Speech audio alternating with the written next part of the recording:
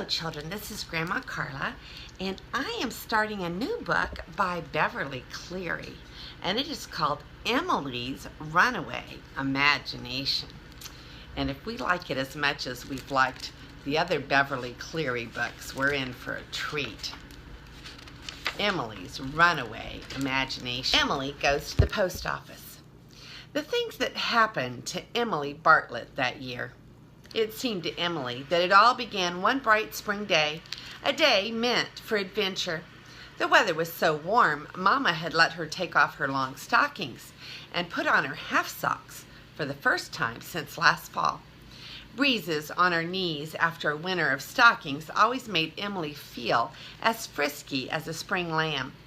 The field that Emily could see from the kitchen window had turned blue with wild forget-me-nots, and down in the pasture, the trees, black silhouettes trimmed with abandoned birds' nests throughout the soggy winter, were suddenly turning green. Everywhere sap was rising, and Emily felt as if it was rising in her too.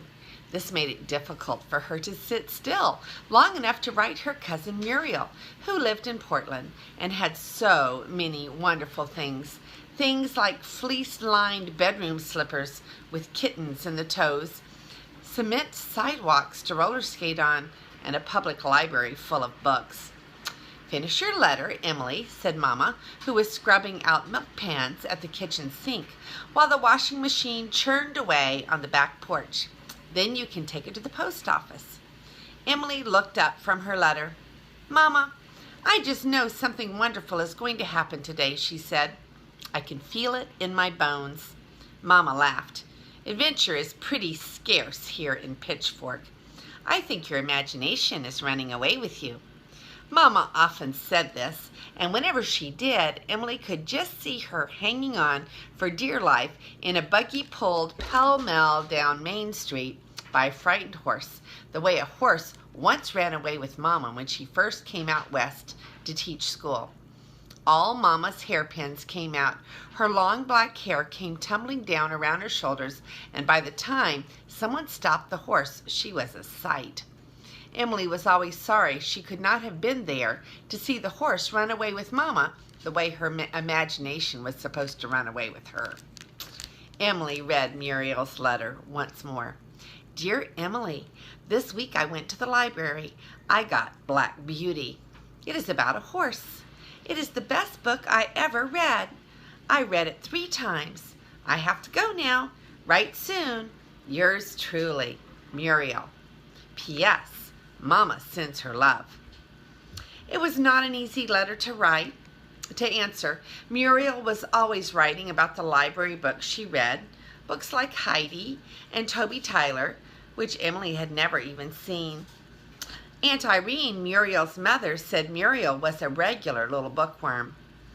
Emily did not envy Muriel the fleece-lined bedroom slippers or the cement sidewalk for roller skating, but she did envy her that library. She longed to be a bookworm, although she did not think she would care to be called one. Unfortunately, the town of Pitchfork, Oregon, did not have a library.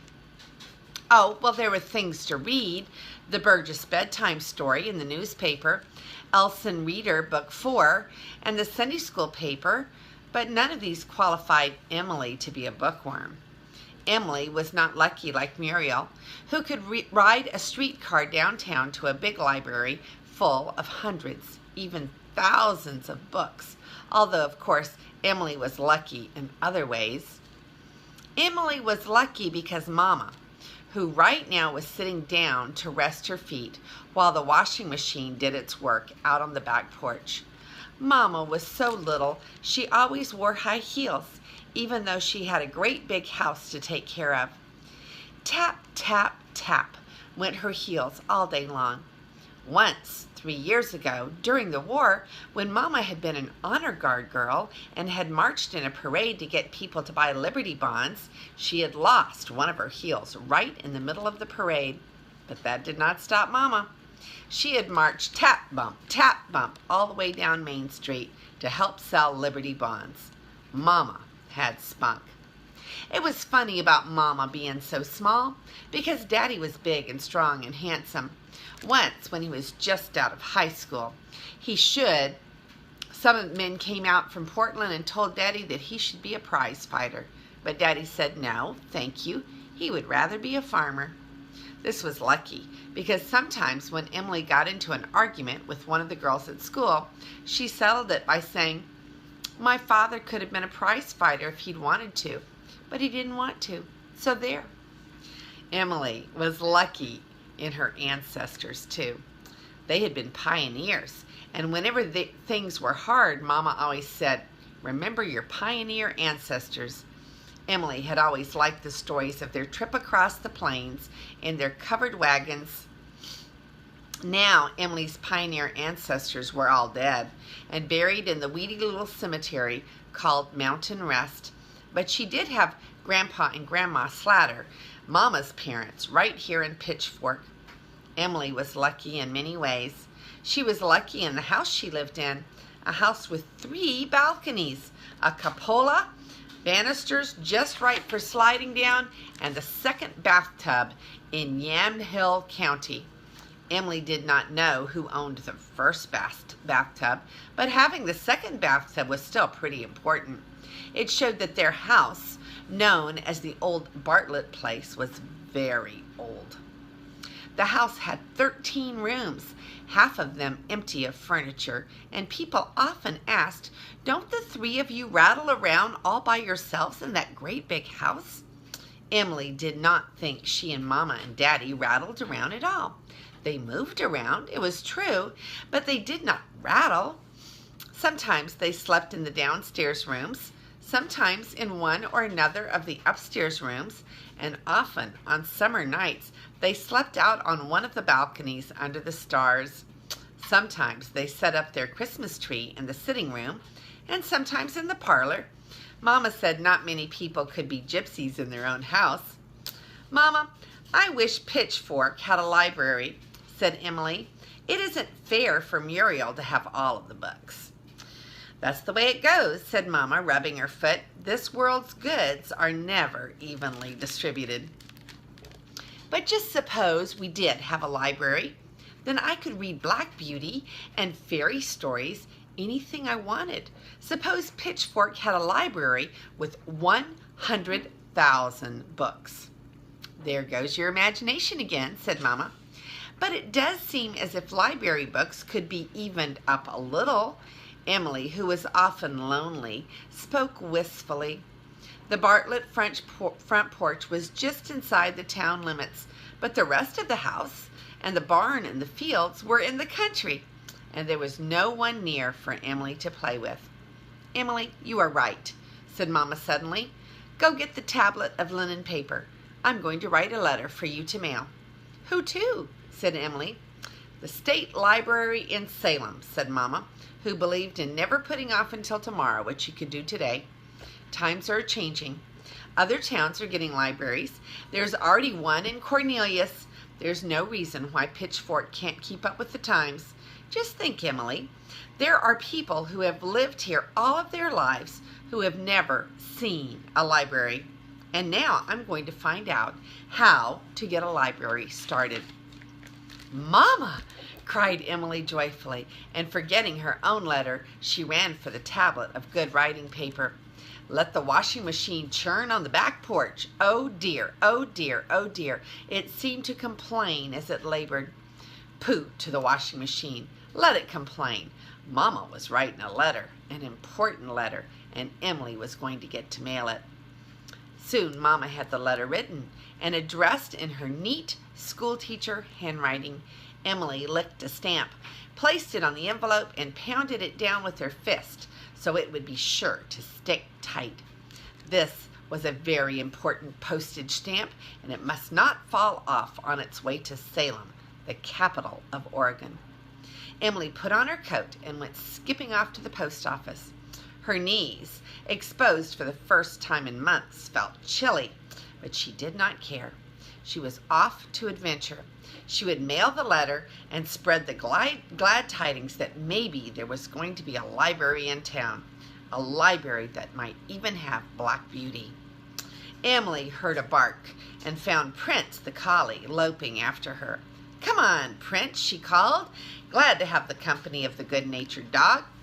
Prince was the Bartletts' loafing dog. It was old Bob, a bob-tailed black shepherd, who worked around the place, rounding up the cows and keeping an eye on things. Daddy always said old Bob was as smart as most people. Not Prince.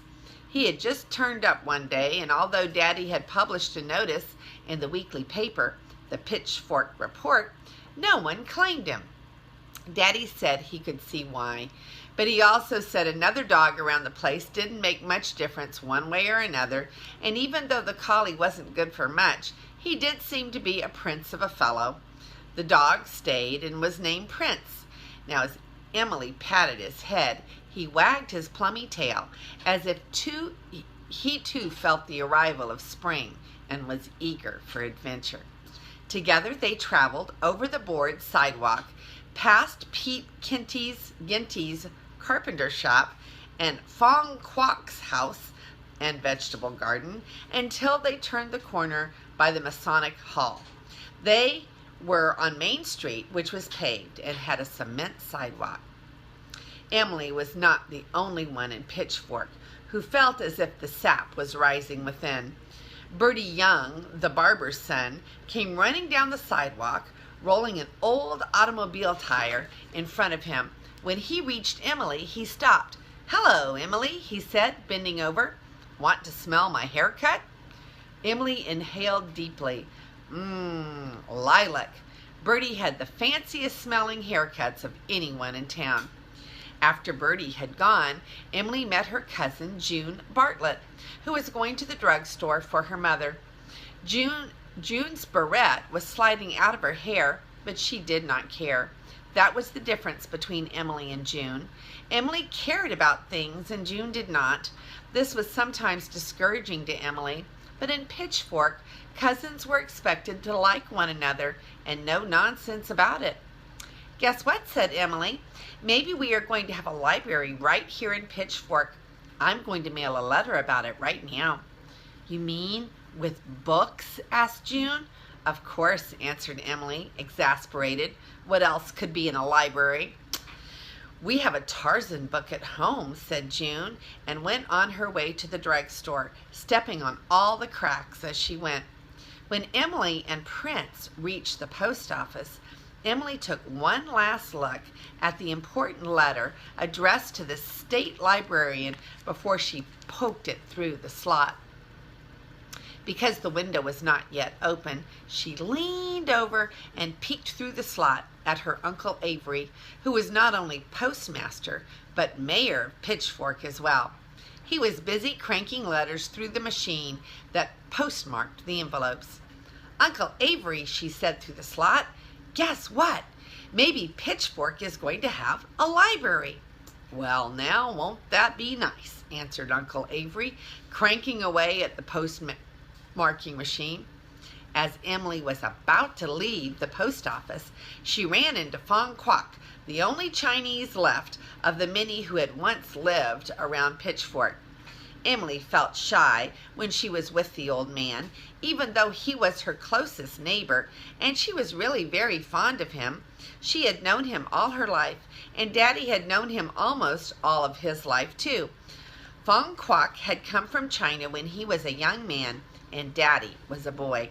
He had settled near the Bartlett house, where he took in washing and raised vegetables to sell.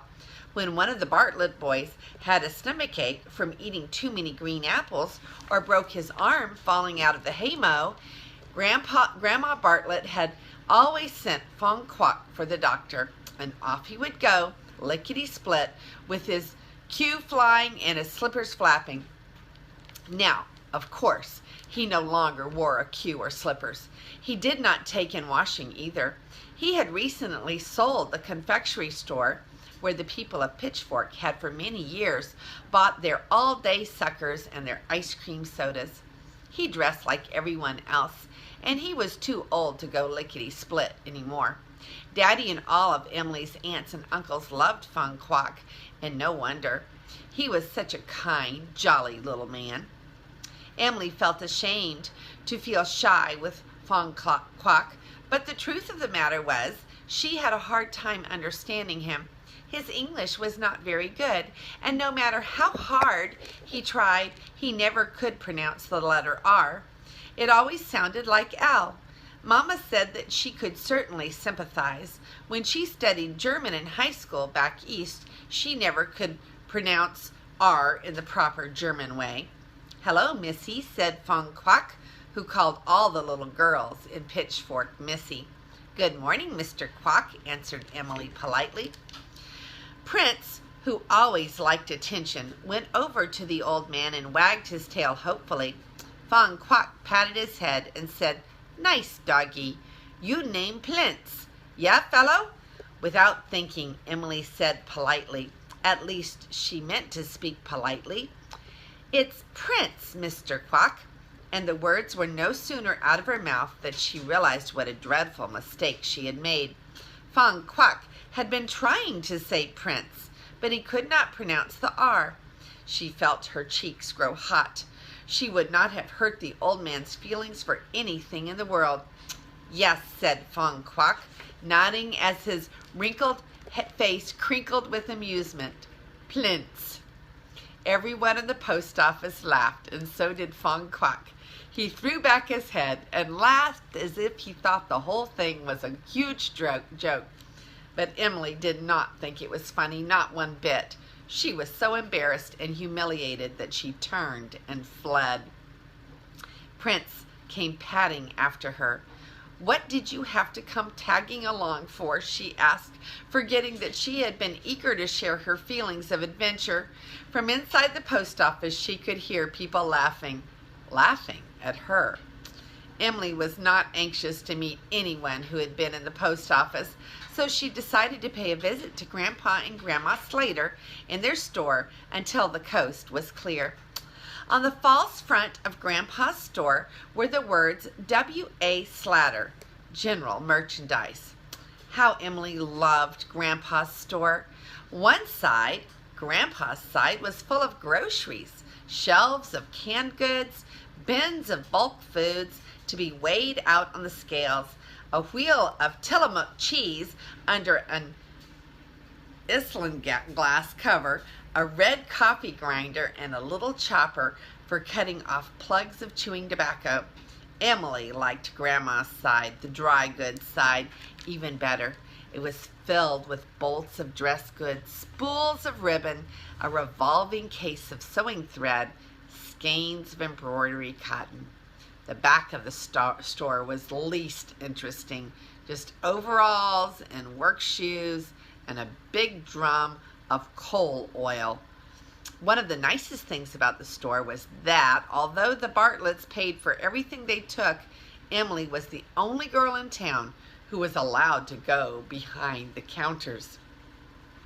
Grandpa was leaning over the counter, figuring something on the back of an envelope, probably something called profit and loss.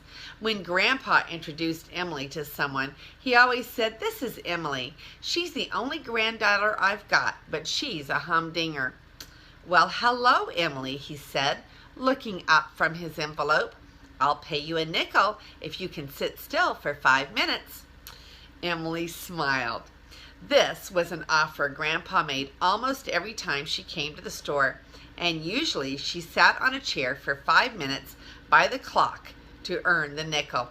She was saving up her sitting still nickels to buy Mama a rotary egg beater, the kind that would beat eggs and whipped cream when she turned the handle around and around.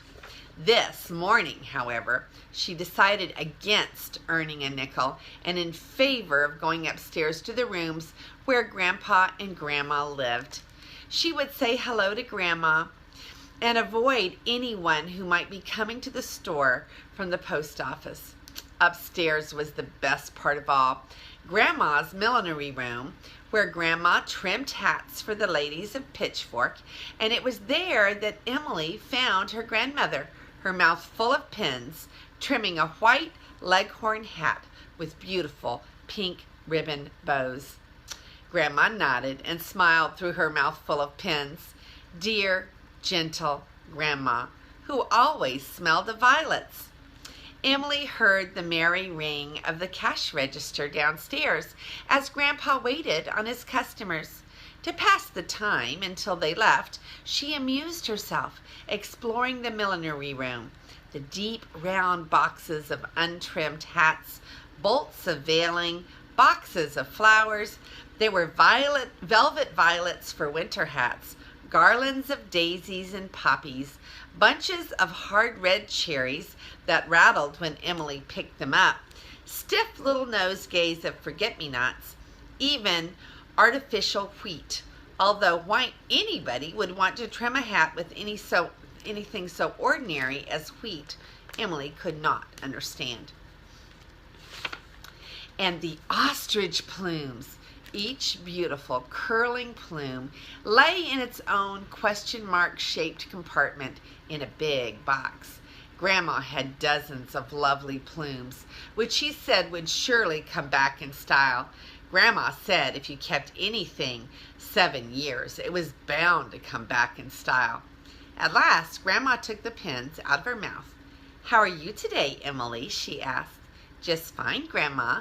Emily stabbed a pincushion with a hat pin. "Grandma, do you know that maybe Pitchfork is going to have a library?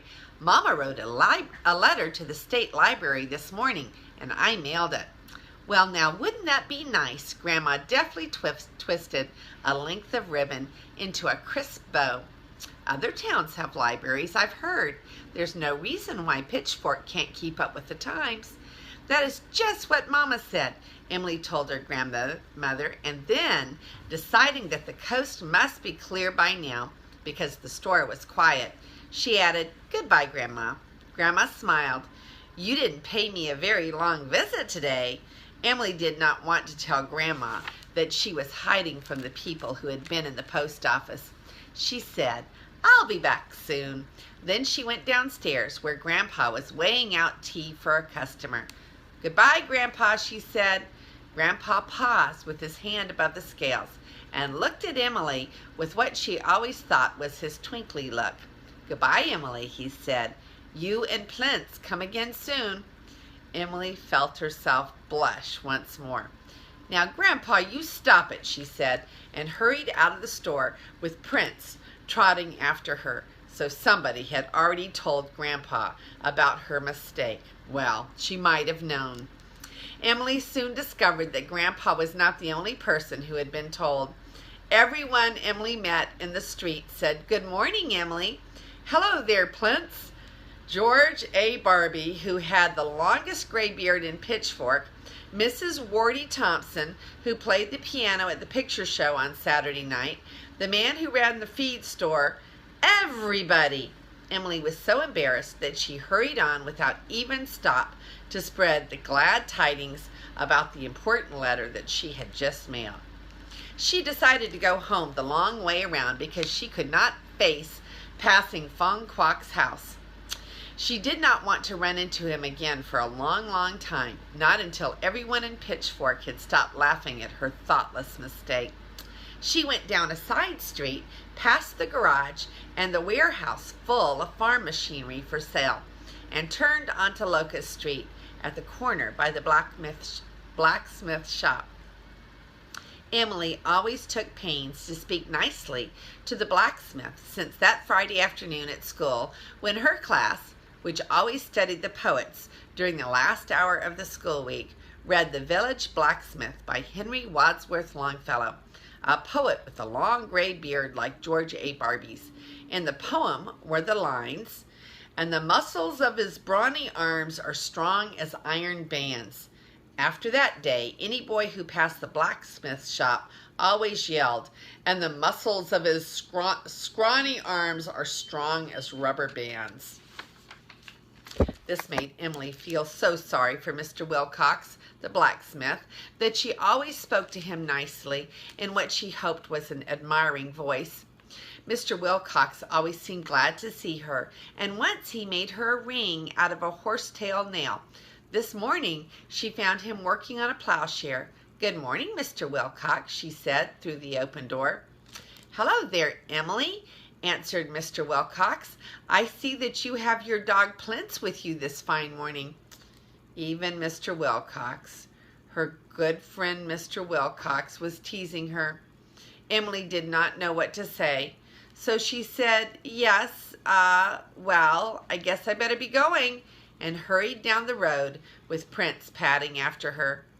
Then she reached the farm, and she found her mother hanging out the washing on the lines strung between the tank house and the woodshed. Mama pinched a clothespin over a dishcloth on the line. "Well, Emily, did you and Plinth have a nice walk?"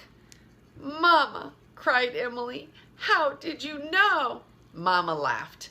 "Miss Wardy Thompson telephoned me about the next meeting of the Ladies' Civic Club. She told me that she ran into Fong Kwok on Main Street, and he told her he thought it was a huge joke." "I suppose everybody on the line was listening in," said Emily crossly, because she did not like being laughed at. The Bartletts were on a 5-party telephone line, and Mama was always careful never to say on the telephone anything that she was not willing for the whole town to hear. "I did hear the sound of some receivers being lifted while I was talking," said Mama with a smile. Emily heaved an exasperated sigh. Now everybody in the whole town will have to know. Mama shook out a pillowcase and pinned it to the clothesline. "You know how it is in a small town," she said. "People talk." They certainly did, thought Emily. They talked on Main Street. They talked in Grandpa's store. They talked on the party line. The trouble was, they did not talk about the right things. She wanted everybody to spread the glad tidings about the library. And what did they talk about? Plinths. She might as well start calling the dog Plinths, because from now on, everyone else would.